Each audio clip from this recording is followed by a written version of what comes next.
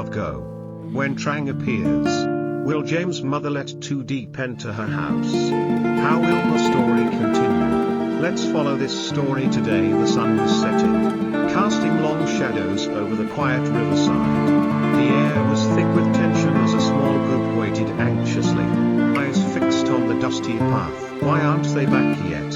One of them muttered. Moments later, the sound of hurried footsteps broke the silence.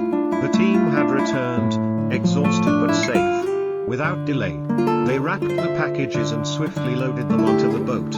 A cool breeze blew in from the river, but it couldn't ease the strain etched on their faces. Suddenly, a stern voice rang out. "Stop, we need to inspect your cargo." The group froze. Seconds stretched into what felt like hours as officials checked the shipment. Finally, a nod of approval. All clear. You may proceed. The mission was a success. The goods had crossed the border safely. That night, the leader made a call. "Lee, it's done. The shipment is across." A calm voice responded on the other end.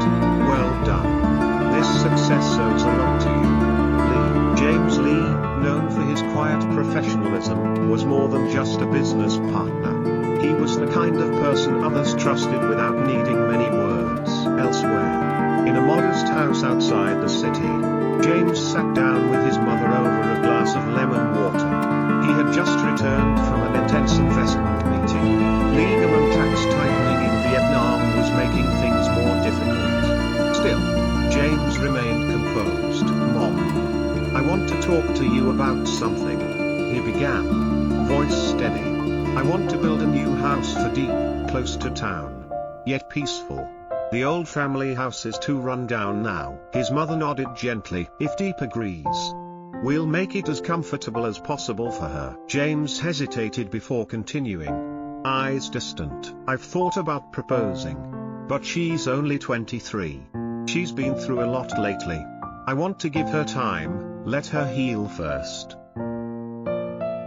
His mother smiled, a knowing look in her eyes.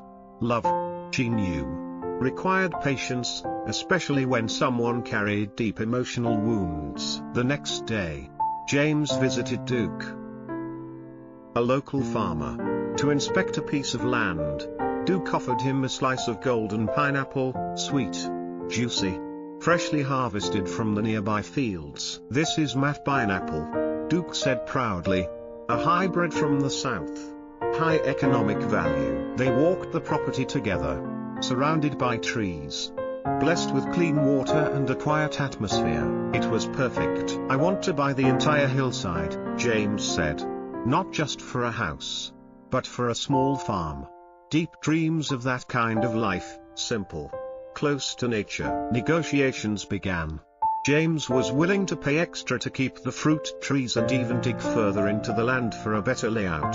For him, this wasn't just a purchase, it was a future. Later that evening, James stopped by the market.